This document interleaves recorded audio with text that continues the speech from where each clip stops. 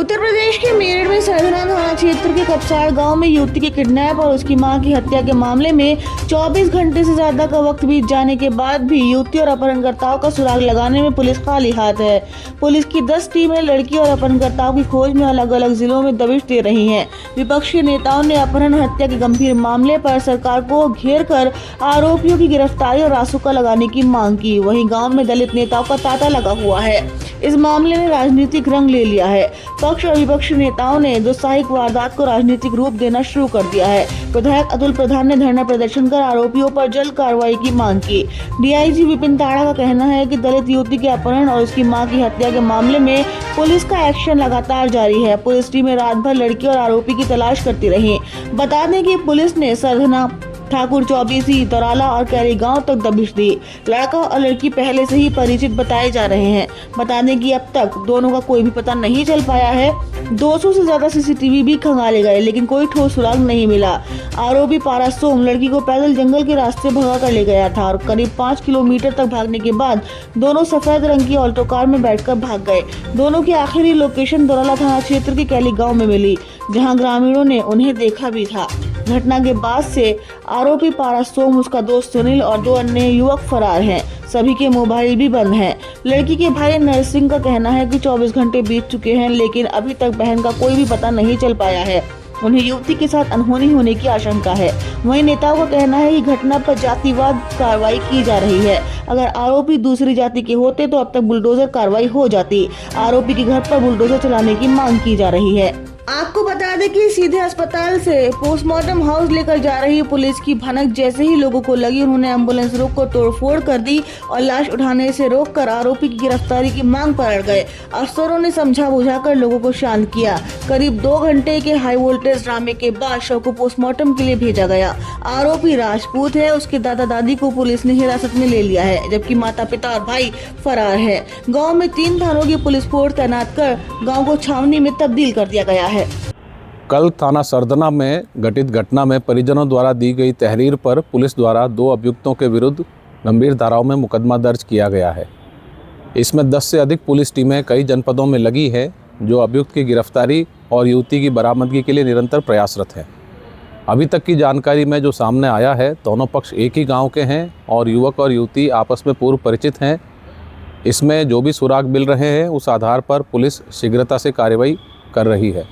साथ ही में जो महिला इस घटना में घायल हुई थी, कल उनकी इलाज के दौरान मृत्यु हो गई, जिस पर पुलिस द्वारा पोस्टमार्टम पैनल से करवाया गया वीडियोग्राफी के साथ और शव को परिजनों के सुपुर्द किया गया है।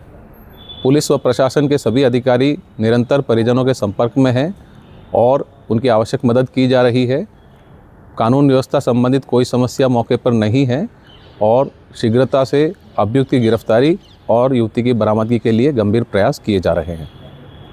मैं ये समझता हूँ, जानता हूँ, इससे बड़ा दुख कोई नहीं हो सकता। सोचिए किस तरह की व्यवस्था रही होगी, किस तरह की सोच रही होगी उनकी गुंडे तत्वों की और ऐसे लोगों की कि एक माँ अपनी बच्ची के साथ खेत जा रही है और खेत जाते वक्त बच्ची को तो उठा ले जाएं गुंडे और महिला का कत्ल कर दें। जब मेरठ की तरफ आई, रेफर हुई, तो उनके सांस चल रही थी, लेकिन ये पहले से ही संभवतः पहले से चीजें पता लग गई थी कि बचेंगी नहीं। और सोचो इससे ज्यादा विभत्स क्या हो सकता है। कोई भी दम भर ले, कितना भी बड़ी बात कर ले, कितनी ऊंची बात कर ले, लेकिन मैं समझता हूँ इससे खराब कुछ नहीं हो सकता। पहुंचे थे वहां पर, मैं घंटों रहा अस्पताल में, तो जब मैंने वो आईसीयू में उनकी हालत देखी उस समय, तो आप देख नहीं सकते थे और किस तरीके से दहाड़े मार मार कर परिवार रो रहा था। ये मतलब ऐसी चीज है कि इसका बयान नहीं कर सकते। वो तो जो जिसका गया असल में उसी को इस बात की इल्म होगा। हम लोग कल्पना कर सकते हैं, हम लोग सोच सकते हैं ये बात, लेकिन सोचिए वो उनके ऊपर क्या बीत रही होगी परिवार की। इसलिए तत्काल पुलिस को, बड़े अधिकारियों को सब चीजों की जानकारी इस समय है। सबसे पहले लड़की की बरामदगी हो और साथ साथ ऐसे लोगों के खिलाफ सख्त से सख्त एनएसए से कम नहीं कार्रवाई होनी चाहिए। हाँ, मैं यहाँ पोस्टमार्टम हाउस पे हूँ और ये घटना बहुत बहुत ज़्यादा दर्दनीय घटना है। और इनको सोचना पड़ेगा। और मैं तो ये इस घटना से पूरा जिले का दलित समाज इस समय बहुत ज़्यादा इनकी इस घटना से परेशान है कि इस तरीके की दर्दनाक जो घटना इन्होंने की है, इनको सबक सिखाना पड़ेगा और सबक सिखाना चाहिए सरकार को भी। अब तक अभी हमारी बेटी जो कपसाड़ से जो बेटी जो उनकी माँ की निंदनीय मतलब इस तरीके से हत्या की है धारदार हथियार से, और उनकी बेटी को उठा के ले गए।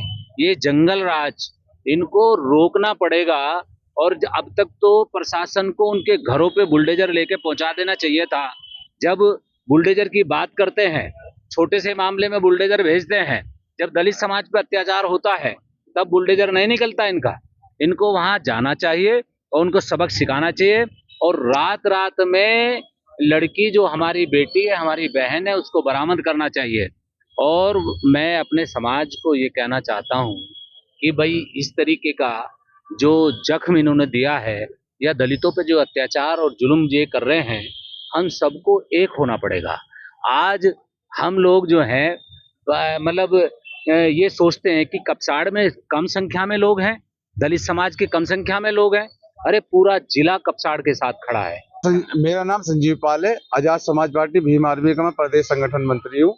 और आज ये बड़ी दुखद घटना है सरदना विधानसभा क्षेत्र के गांव कपसाड़ की। देखिए, ये इतना बड़ा जघन्य अपराध है। उस बेटी को अपहरण कर लिया गया है। 4 लोग उसमें लिप्त है, जो परिवार के लोगों ने बताया, और गांव की हम स्थिति देख के आए हैं। सब लोग आज पूरी आजाद समाज पार्टी भीम आर्मी थी और प्रशासन भी पूरे साथ में था। एसपी आर्य साहब से भी हमारा बराबर टच में चल रहा है इस मामले में। और उस बचाने के बेटी को बचाने जो बचाव तो करती है माँ, जो है अपनी बेटी का बचाव करी थी, उन्होंने हमलावरों ने माँ पे हमला किया, जिनका एचडीएस ग्लोबल में भर्ती कराया गया। उसके बाद में आज शाम को उनकी जो है डेथ हो गई है। नाम मेरा नरसिंह कुमार है, गांव कपसाड़, जिला मेरठ, तहसील सरदना। अच्छा, एसटी समाज से हूँ जी। घटनाक्रम में हुआ था जी, मेरी मम्मी सुबह जंगल जा रही थी, मम्मी मेरी सिस्टर हम भी जा रहे थे जी। जैसे हम आ गए, मैं पारस ने मेरी मम्मी का फलसा मार दिया, बहन ने कान पर रख दिया पिस्टल। और जब हमने मम्मी को उठाया जी, वो पिस्टल ले रहा था जी, हम भाग गए जी। हम भाग नहीं पाए क्योंकि वो हमारे ही मार सकता था ये गोली। वो हमारे पास कुछ हथियार कुछ चीज नहीं थी जी हमारे पास। हम जी इंसाफ चाहते हैं। बिल्कुल। कौन लोग यार, क्या वे राजपूत है जी। नाम है जी पारस सोम, एक सुनील, कपसाड़ के रहने वाले है जी। पारस तो योगेश का लड़का है जी, और सुनील है जी कृपाल का। दोनों जी वे दोनों राजपूत है जी ठाकुर। हम जी एससी समाज से ही जाटा हूँ।